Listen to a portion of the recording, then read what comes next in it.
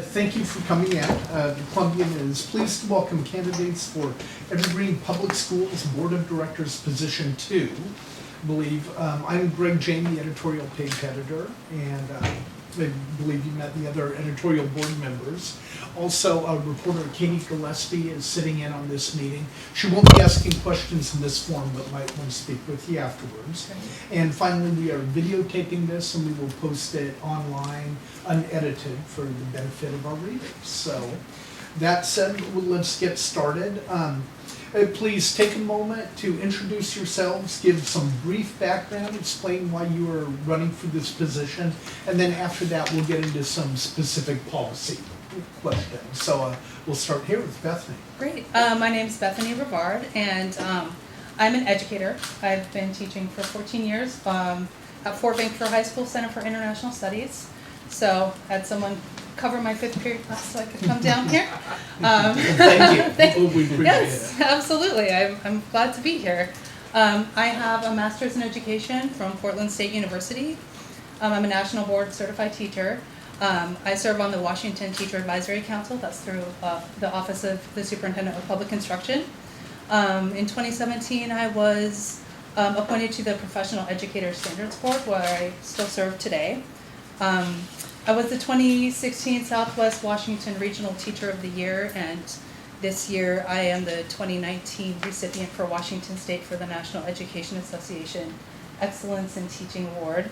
I'm the mother of 2 children. I have a daughter in elementary school, and I have a daughter in middle school. And I'm running because I believe that the voice of an experienced and accomplished educator should be on a policy board making decisions about education. And in addition to that, I think that I have some unique insight into how the policy looks in the classroom. So those are a few reasons that I'm running. I'm also, like I said, a parent of children in the district, so I'm invested for the next 7 years till my youngest graduates. And I believe I have, as an educator and a part of the education community, I can reach out to some of those groups that need more engagements, parents, students, educators, and a few of those reasons I'm running. Thank you. Thank you. And I'm sorry, I want to clarify, where do you teach? Fort Vancouver High School Center for International Studies. Okay, great, thank you. Which, just to clarify, is in the Vancouver School District. It's in the Vancouver School and you're District. running in the Evergreen. Yes, and I live in the Evergreen School District. Sure. Yeah, just wanted to clarify. Thank you. Thank you. Rob?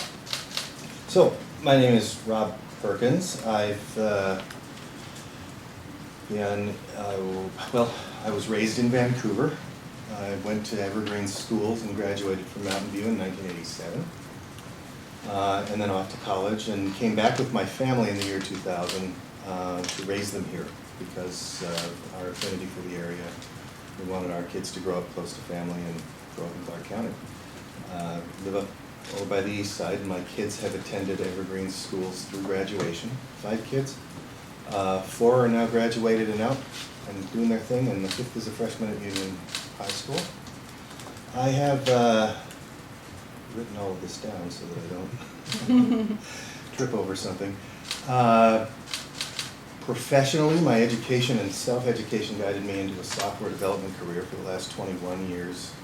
I've been a software developer and chief technology officer at Finite Solutions Incorporated, which is a company of 3 people living in 3 different states. I work out of my home for that company.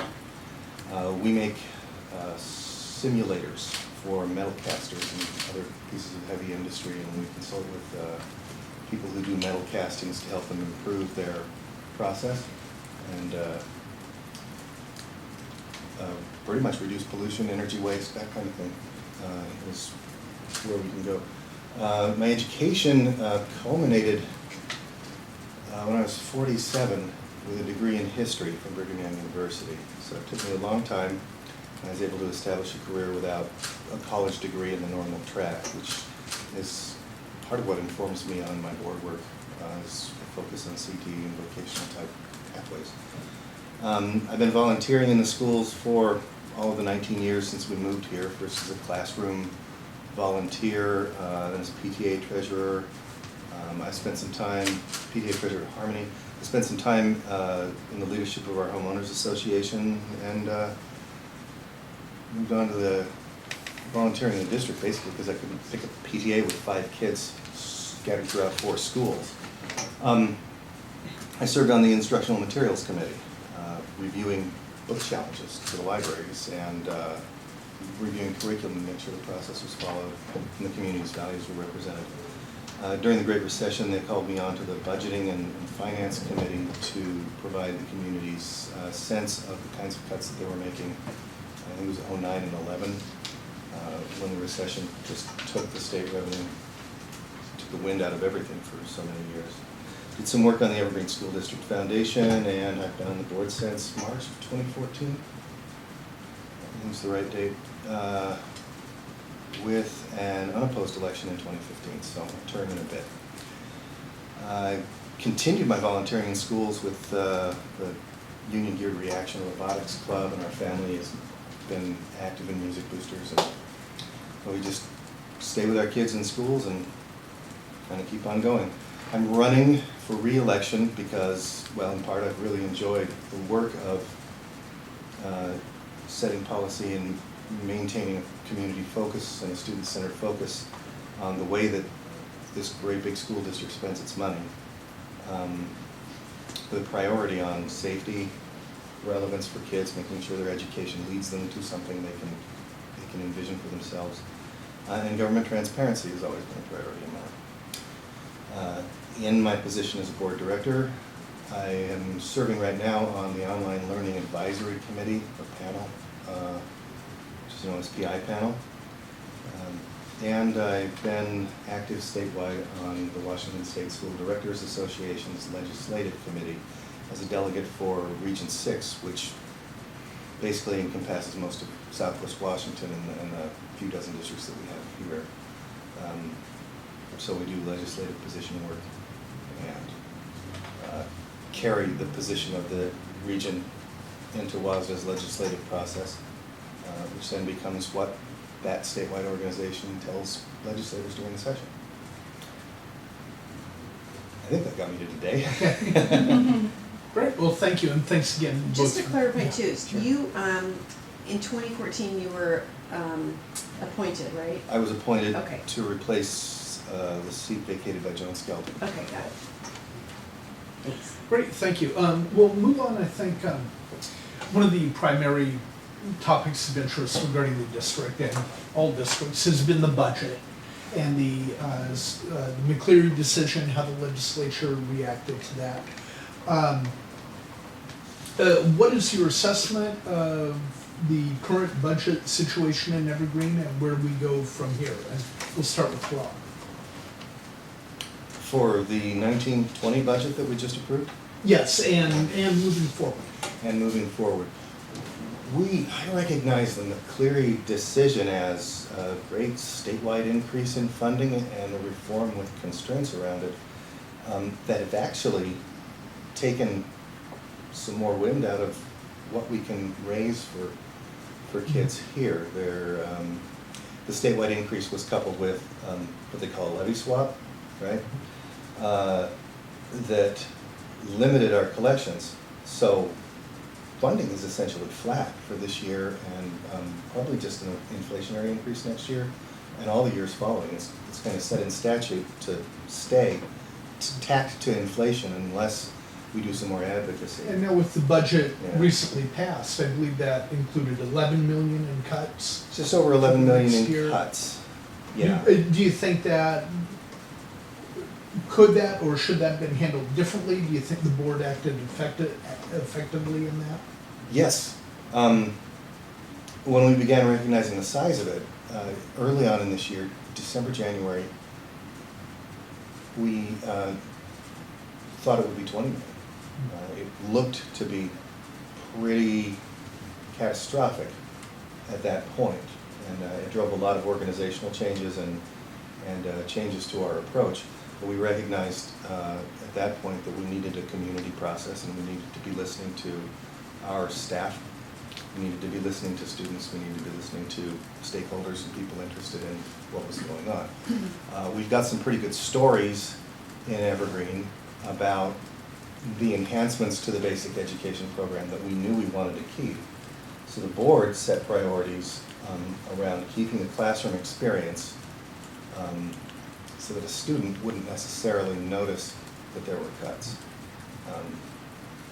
And I think that was mostly accomplished, but also priorities around maintaining our facilities so that we didn't slide back on that or get so far into our reserves that we ended up with a weakened bond rating or an inability in the case of an emergency to cover a cash outlay like a payroll cycle. Our reserves are set right now at about 5% of the total number budgeted, which has always been the board policy, at least as far back as I can remember being on the board and on those committees from years ago. I'm sorry, let me stop you Sure. there and move on. Bethany, should the board have handled that any differently, or were you pleased with how they approached it? Well, I attended 2 of the community budget forums, and I thought those were extraordinarily helpful as a member of the Evergreen School District with children in the district. I think that was a great way to get input from our community.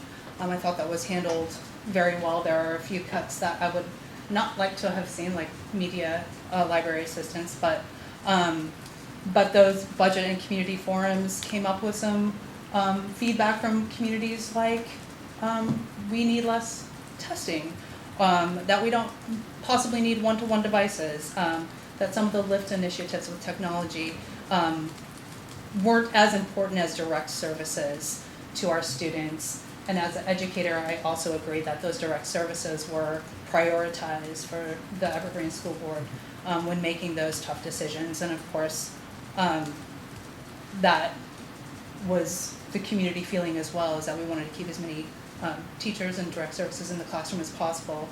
I think that as an educator, those were, what I saw was not shocking to me.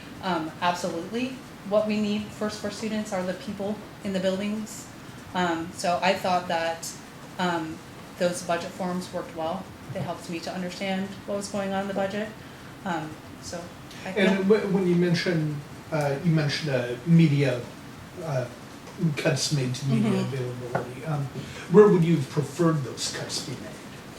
I think that cuts in perhaps the one-to-one technology would have been better, because those media assistants are the ones who deal with the one-to-one technology. So it's really kind of a paradox that we are cutting the assistants, but then we still have all of these devices to deal with.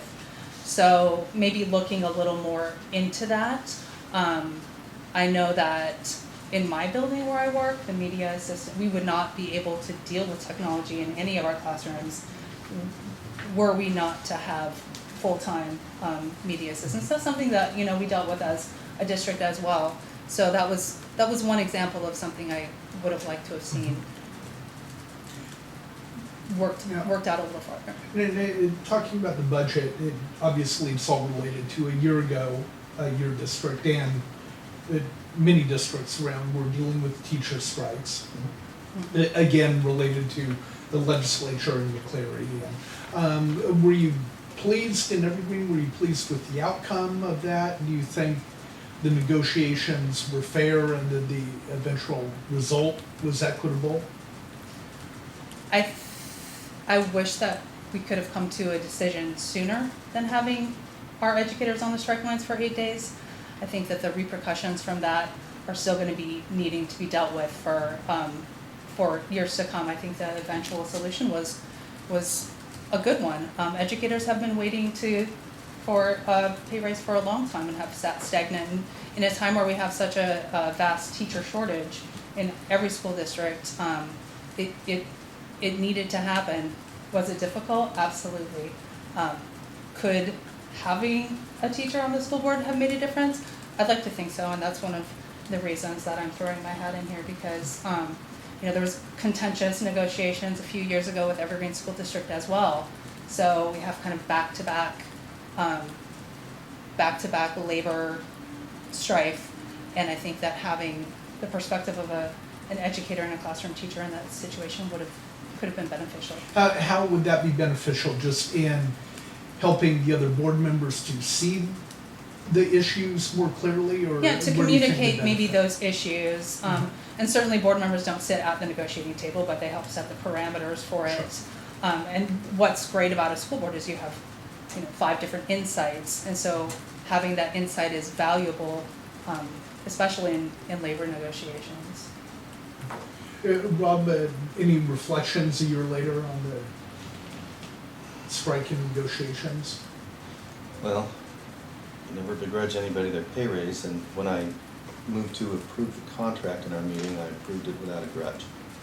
I think it's very important to let the enmity and the differences dissipate.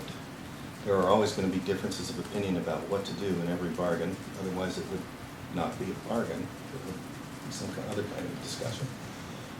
And I think it's very important that we maintain a relationship with our bargaining units, all 4 of them, where they understand that they have a right to be there, that they have a right to bargain hard for their interests, but at the end of the day, the board is going to choose the interest of students and balance those interests in the best interest of the kids and students and the people we serve.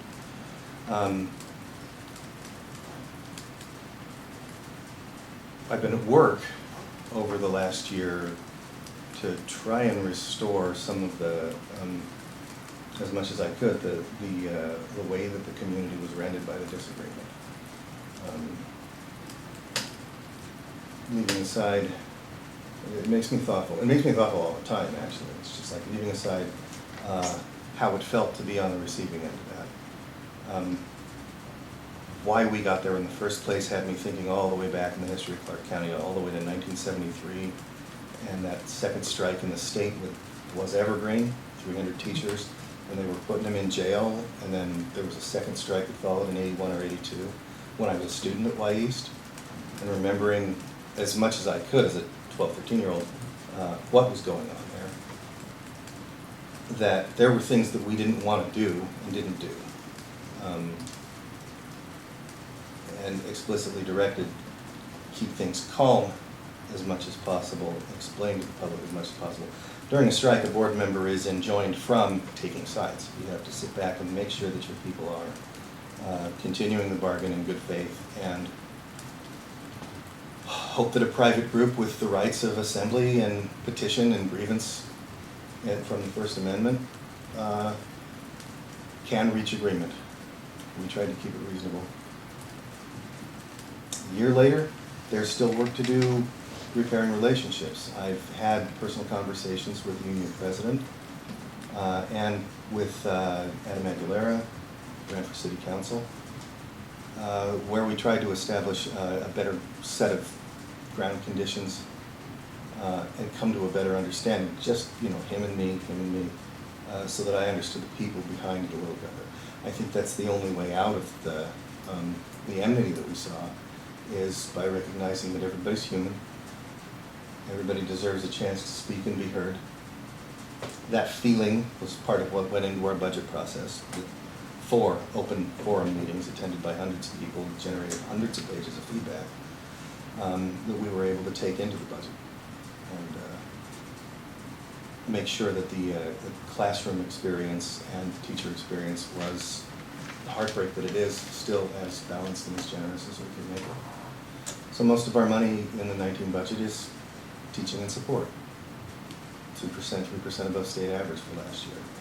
We moved a lot of our efforts from the central office and sent positions back into the buildings to mitigate against the loss of that elementary library aide, which was like, these positions went from full day to half day, so our library aides are moving from school to school.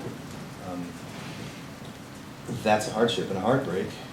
Other paraeducators were able to be hired to handle moments when a student escalates his behavior past a point where he can stay in the classroom, clear classroom incidents. So we lost some of our library assistant work. We gained paraeducators to help with kids in crisis. And we got a chance through $1 million of cuts to really refocus the entire organization. No, I think, excuse me, I think for a lot of the public, it's hard to reconcile a year ago, teachers got fairly sizable raises.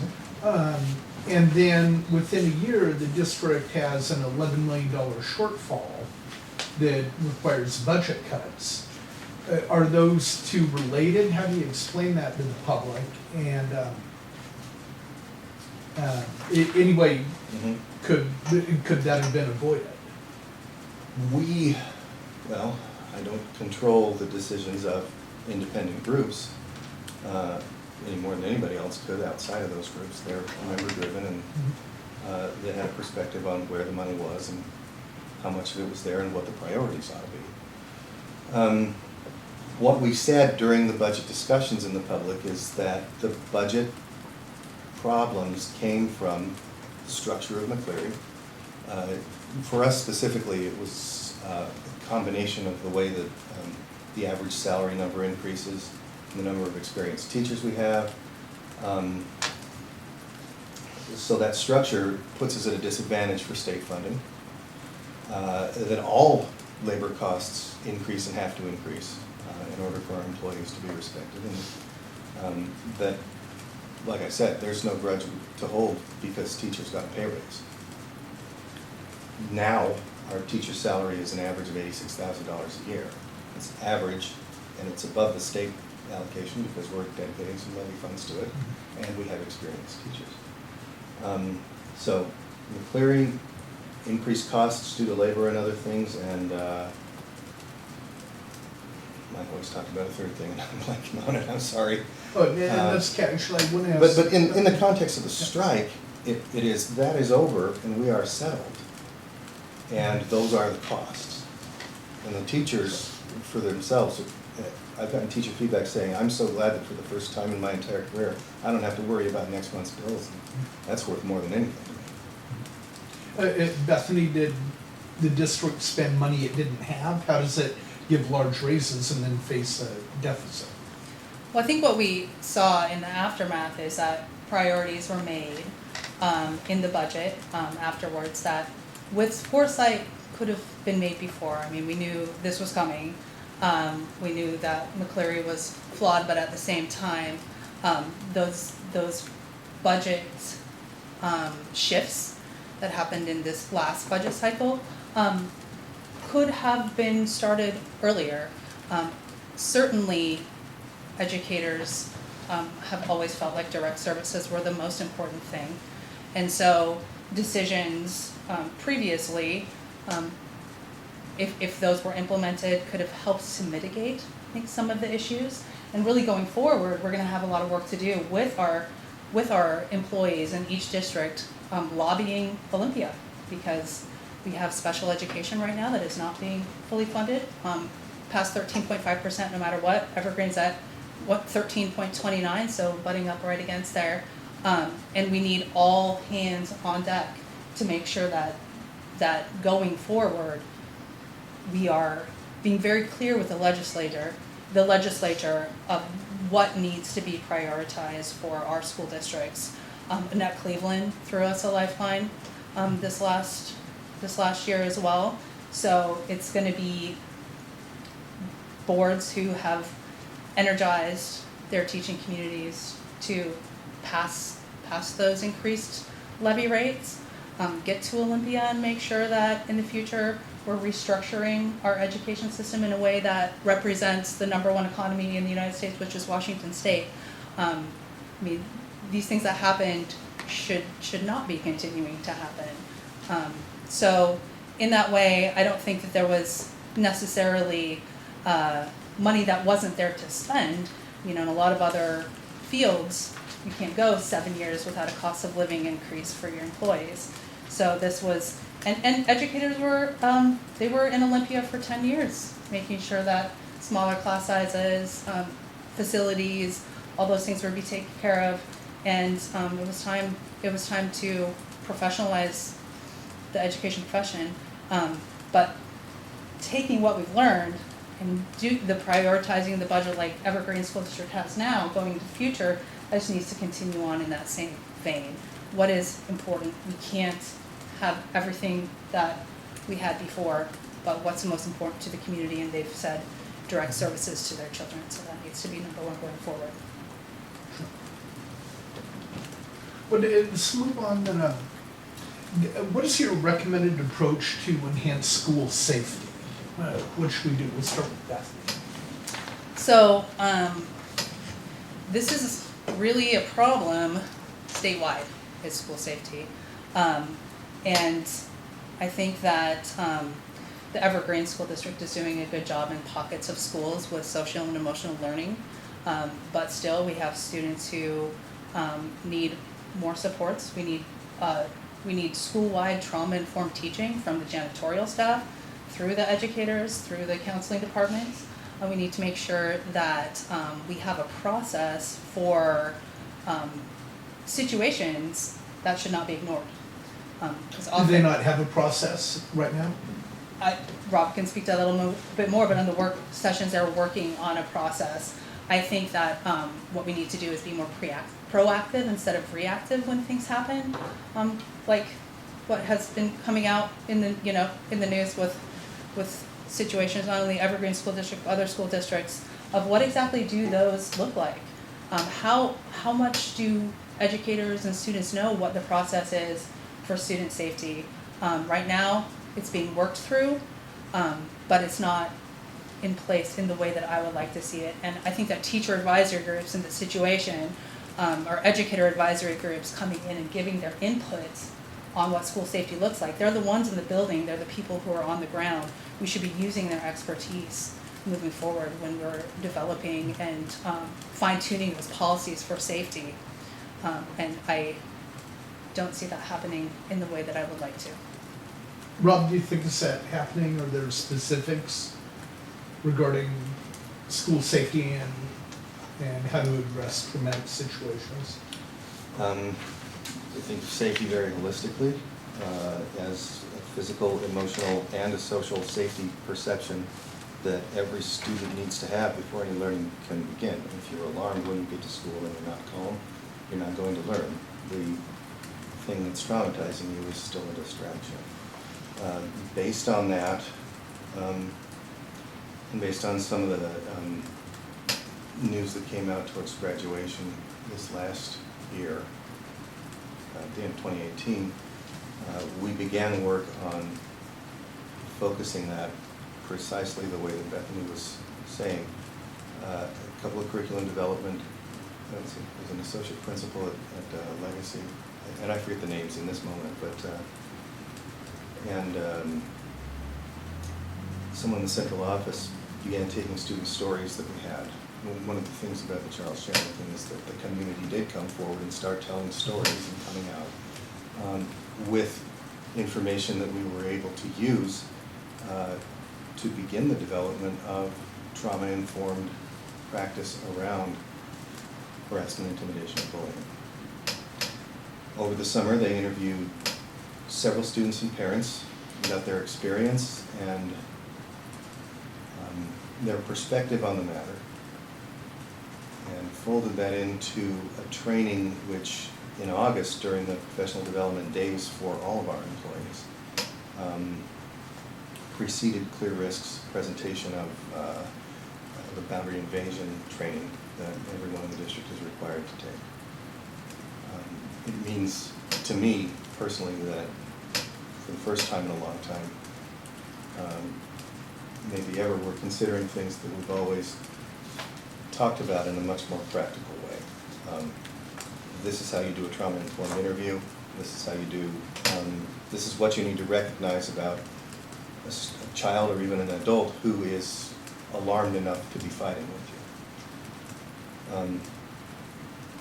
My hope is that as we go forward, that'll continue to refine itself so that we're teaching each other what the early signs of a disaffected person are, and paying attention to the social and emotional responses.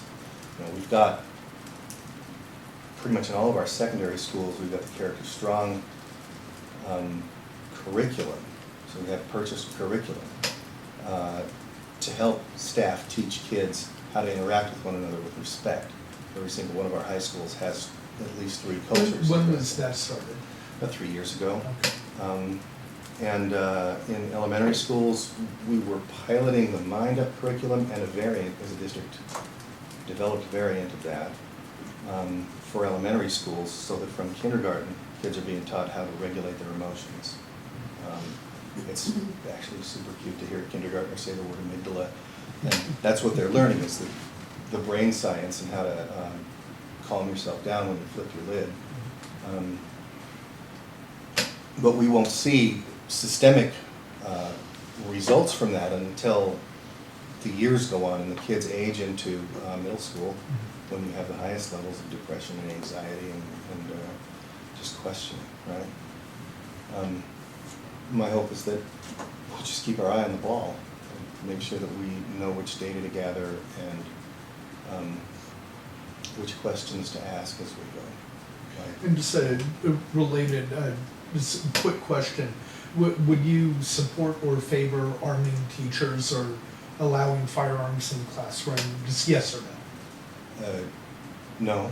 Okay, that's, No. okay. And is it all right if I go back to the Sure. schools a little bit? So the Clark County Healthy Youth Survey just came out showing that, especially among high school students, the rates of depression and anxiety are increasing dramatically. So I think that this is really the time to be proactive instead of waiting for it to roll through. We need to be on the ground now.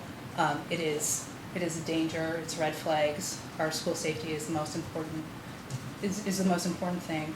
And so I would really love to see groups of advisory councils together working on that now, sharing what are the stories in certain classrooms that need to be addressed first and foremost in the Evergreen School District. Let me ask a follow-up question about school safety, if I could. So since 2015, at least 6 Evergreen School District employees have been accused of sexual misconduct with students. This is more than any other local school district by far. What responsibility does the school board bear in ending this shameful run of arrests, and what would you do? It's alarming as a parent. It's alarming as an educator. I worry for the students and their sense of trust that has been taken away from them in their school setting. And of course, they can't learn if they're thinking that there are predatory educators, and administrators in their schools. I think that this is another opportunity for us to really dig deep in what are those patterns, what are we missing, and where are the responsibilities of the board is absolutely looking into all of those, but not just looking into them. What are the patterns that we need to make sure that that doesn't happen again? It does seem to be a pattern in the Evergreen School District. I don't know if that's causational or correlative, but absolutely the school board has an obligation to not only look into those, but also take action on how we can prevent anything like that happening in the future, if there's any kind of systemic way that we can do that. Well, we'll always be thinking about improving the systemic approach, which was part of the development of the training that we did over the course of the summer, when, in response to the community's emotion about the idea that there might be nothing that can be done or nothing that was done. What I know about child predators is that they always seem to be first-time offenders when they're arrested. There isn't a criminal record behind them. Well, you wouldn't employ it. Or we wouldn't employ them. Background check, yeah. We do the background checks, they pass the background checks. We do the reviews each year, they pass the reviews. Part of the pattern of a predator like that is to groom the adults before they even begin to groom the children. It's something that's well known in legal circles. And it came from Rachel Rogers, the lady we appointed, when we were discussing these kinds of things about school safety. It's enraging to learn about a predator. And when you say that there have been 6 that have been accused, a lot of times, well, the school district is not a law enforcement agency, and we must, by law, turn over these reports. We're all mandatory reporters, so we turn over those reports. to law enforcement and then can say nothing about how things are going with this or that, this or that accused person, except through what law enforcement or the justice system publishes. Yeah, I think all 6 of these ended up in the court system. They're all in the court system. So there's very little I can say about individual instances, except that when the allegations come forward, you suspend them, you get them out of the way of the kids, you conduct your own investigations. Oftentimes they resign in order to avoid something, and then take everything that you've learned and hand it over to law enforcement. That's when the information becomes public. And the thing I have to say about that is that those 6 incidences that you have are evidence that my Human Resources Director, Janae Gomes, is doing a really good job of finding them. And I recognize her work as an improvement over the district's practice in previous years, when it might have been more possible for people to hide. So you get a good human resources department and director, and you don't skimp on that. You communicate to all employees the importance of mandatory reporting, and when something is reported or you see something, you say something. That's part of the training that came through in the summer. And that you don't depend on your own assumptions, that you call for help. The district office has people who help with those investigations. And that's how we ensure, if everybody could just do that, that's how we ensure that the process at least is uniform. So, you know, that's the essence of it. We've got 6 reports in the last few years because they're doing their jobs, they're finding them. And we continue to want staff developed into a place where they can become aware when there's predation going on, what that looks like, and go ahead and kind of over-report and let some other people look at it and decide whether or not it's actually a problem, not use your own assumptions. To add one thing, I think it's also really important that students are aware of how and when and why they report activity as well, because oftentimes kids see a lot more in the classroom than they let on. So making sure that culture is supportive of children in the classroom to be able to report. So I'm curious, and actually I'll start with Rob on this one. And then Bethany, I would like your thoughts on this. Do you think there's a potential conflict of interest in having an educator on the school board? Should those 2 things remain separate, or what are your thoughts on that? Well, that's a question a lot of community members ask me. We know there are educators working successfully on school boards all over the state. So I think it's obviously legal. Oh, sure, yeah. Yeah. And didn't mean to imply that. No. I'm trying to think aloud. That it doesn't constitute this statutory conflict of interest problem that appears in the laws, except perhaps as a remote interest. As if we're negotiating, if we have someone on the board and we're negotiating a contract with their bargaining group, well, first of all, we don't put people on the board who work for the district. You have to choose one or the other. But if their spouse works for the district and is in the bargaining group, or even the community perception that if that local is has membership in a statewide union, then there could be a remote interest.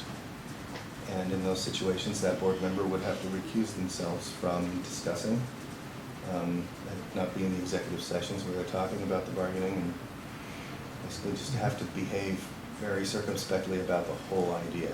And I could apply that to a paraeducator working, or a principal working, or whatever.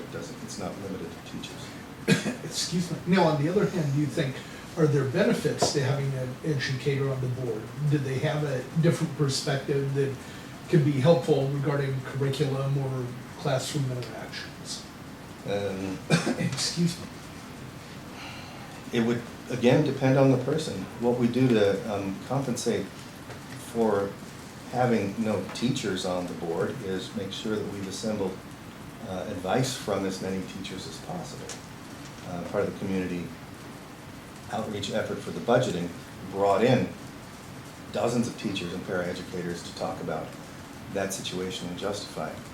I go into the schools and discuss and ask questions directly of individual teachers and get their perspective on whatever's being proposed. And I have always said to them that every student-centered argument that you can make is more persuasive than anything else. I will take it to the rest of the board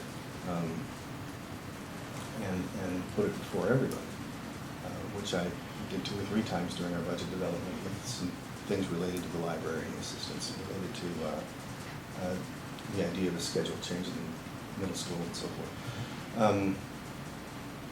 The Instructional Materials Committee is comprised of a majority of educators. So curriculum always comes through teacher councils, teacher advisory committees. Those exist. In fact, that one exists in statute.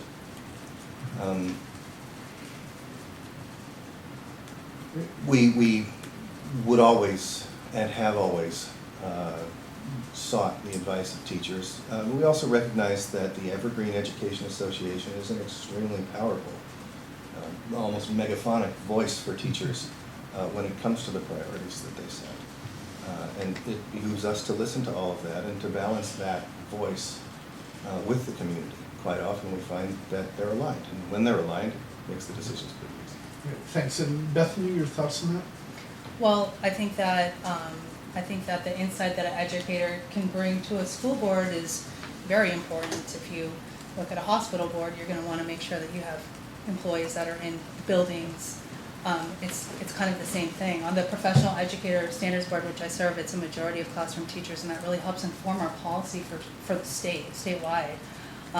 It's important to have people who can see how that policy rolls out in the classrooms and with their students. I certainly, I've sat on the instructional materials committee for my district as well. But having an educator on the board is a little bit different. We have Camas, Washougal, Vancouver, I'm sure other boards with educators on it. I think a policy board that makes the decision about education would be served well by having an educator on the board. And I think it's a matter of sometimes being proactive versus reactive. What comes across me in my classroom, the trauma of students, and I work in a particularly high poverty, high ELL, diverse school, gives me some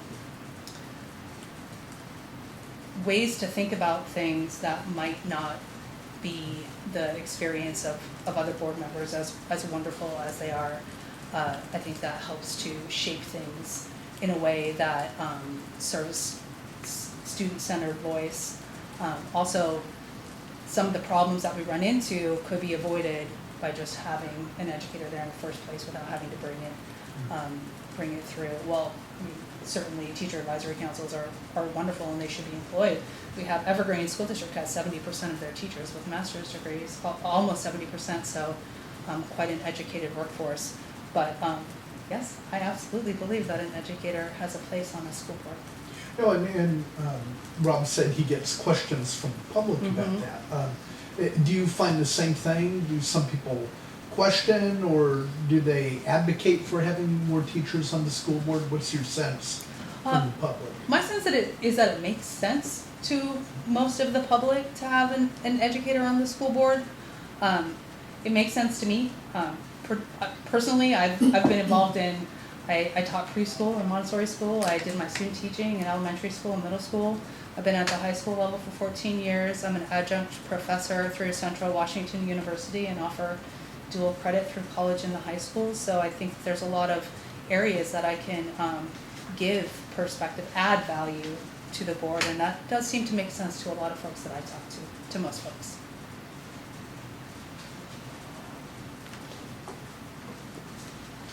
Would given that, would you advocate should we have 5 teachers on the school board, or is 1 the right number? I don't know what number is the right number.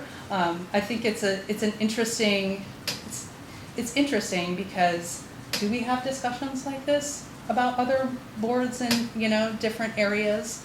I'm not sure that we do. And I'm not really sure why it's controversial to have an educator on the school board. I think, and the other school board members, I think we all have the same purpose, which is to serve students. That we want our students coming through. I chose Evergreen School District for its comprehensive high schools, for its commitments to art education. I chose to put my own children in buildings there. So I as a parent thought that there should be an educator on the school board. And I don't know if 1, 2, or 5 is the right number. I think as long as you're all moving in the direction of safety for children, the ability for them to leave our schools and stay in our communities, hopefully, and get jobs that they can provide a family for and continue to develop our neighborhoods and communities. Strong public schools, they equal strong communities.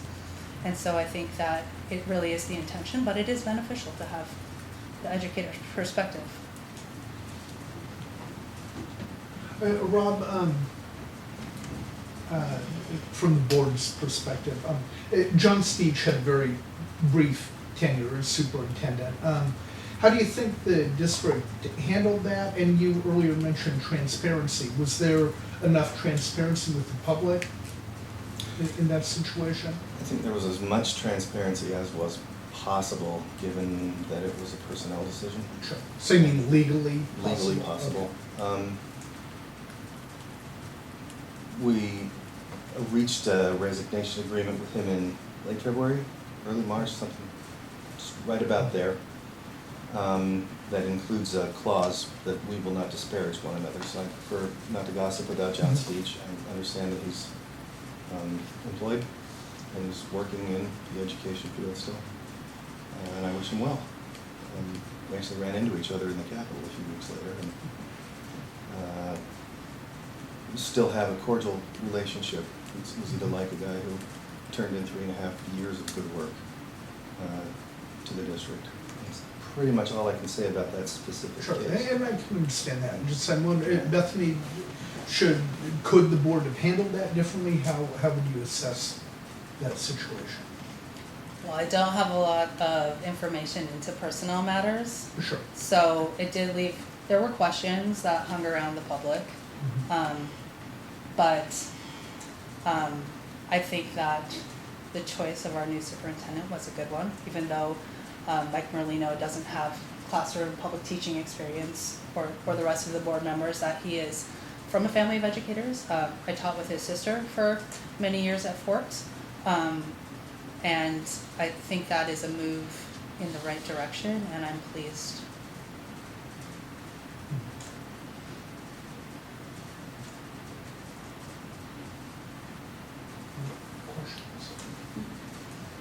Let's see, let me just check my notes for I'd like to come back a little on the John Steach thing. I actually asked, as we were onboarding Mike Merlino, I actually asked about the cost of things, because the news did contain pay raises. When you moved from COO to superintendent, that came with a pay raise. There were some supplemental contracts and things. Mike took the district's central office and eliminated several dozen positions, including in his leadership cabinet, which actually realized us a savings of almost $675,000. So the payout to Dr. Steach was immediately reduced by $75,000 through an insurance claim. The insurance policy the district holds takes care of that. And then he kept a lot of the duties of the chief operating officer.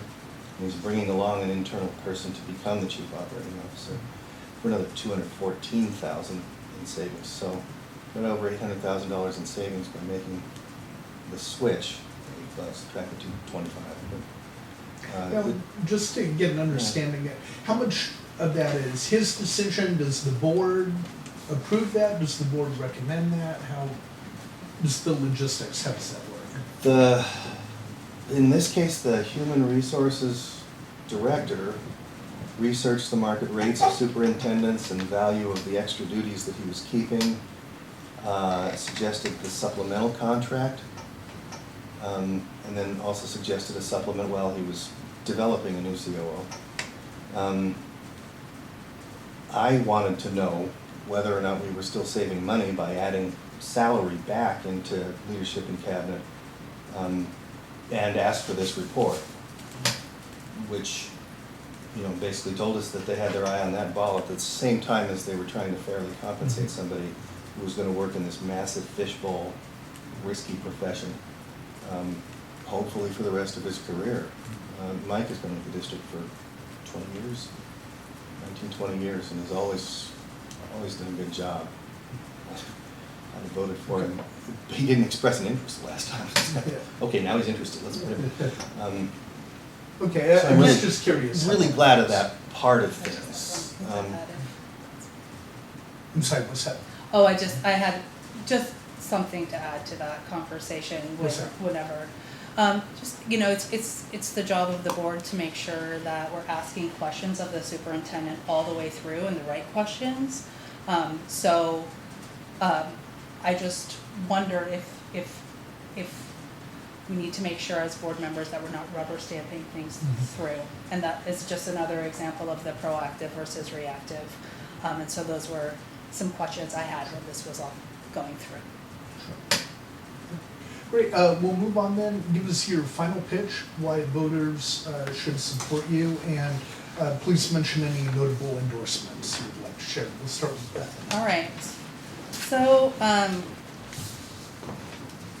I'm running to add the voice of an accomplished and experienced educator to the Evergreen School Board, and I have the experience with board policy at the state level. I have experience being in Olympia and lobbying for things that I believe need to happen for our students and our communities.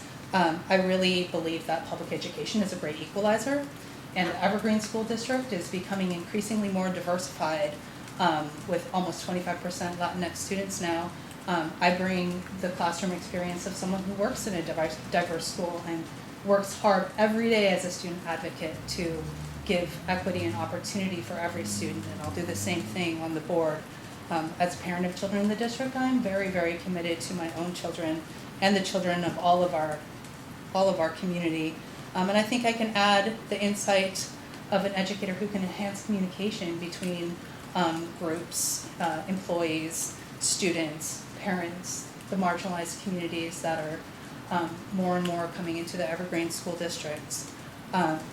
I have the endorsement of One America Votes, National Women's Political Caucus of Washington, Evergreen Education Association, IBEW 48, Southwest Washington Central Labor Council, LULAC, the Laborers Local 335. LULAC is the League of United Latin American Citizens. Recommendations by different organizations and individuals. Yeah, I think as far as an educator goes, I'm a good person for the job. Thank you. Rob? Closing statement. Okay. Well, I'm seeking re-election in order to continue with the trajectories and the work that we're on as a board. We've always, since my appointment, have always been focused on trying to set the schools up to mitigate the problems and frictions that come from being a minority, being in poverty, having I guess what used to be called a disability might just now be called neurodivergence, and finding ways to move the system from a place where a student fulfills a list box check of a list box of requirements, check the box, pass the test, into an environment where they feel some hope from kindergarten on forward. We did a lot of work last year to get a specific graduation requirement changed for the last 10, 12 years. It's been a requirement that students pass a sophomore test. It used to be called WASL and then was called SBAC. That because of concerted efforts by a network of people in Southwest Washington is now replaced with pathways. It's House Bill 1599. Monica Stonier and Paul Harris together sponsoring something that could exchange the required test with the required pathways and thus mollify the people who oppose removing that, delinking that. My role in that was to talk to students and teachers. And I went in and did that, and as a member of WASDA's legislative committee, was able to bring that committee and therefore later also the entire state organization onto a position of support for that change. Most of the other organizations at the beginning of the legislative session wanted pure delink, forget it, we just want it gone kind of thing. Monica called it the middle ground she didn't have to fight for, and we were able to work through the legislative session to get it. Now we're in a position to develop CTE course sequences that lead right into career paths that in turn go to family wage jobs that aren't necessarily for your careers or for your college careers. That kind of work I want to keep doing because there's more work to do. And I've built the networks of contacts and friendships statewide that can facilitate that. I have a qualitative disagreement with the idea that a medical standards board or a professional educator standards board is the same as a citizen board. I think that the schools must remain under the local control of the voters and the taxpayers here. And the concern that I always hear from individuals, everyone but teachers really, about the conflict of interest is that they perceive it as a conflict of interest because of that structural difference, right? Many teachers are successful, so it'll depend on the person in the office, and whether or not their allegiance is to the kids and to the community, whether that's higher than any allegiance to a labor organization.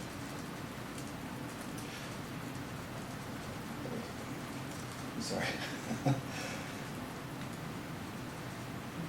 As far as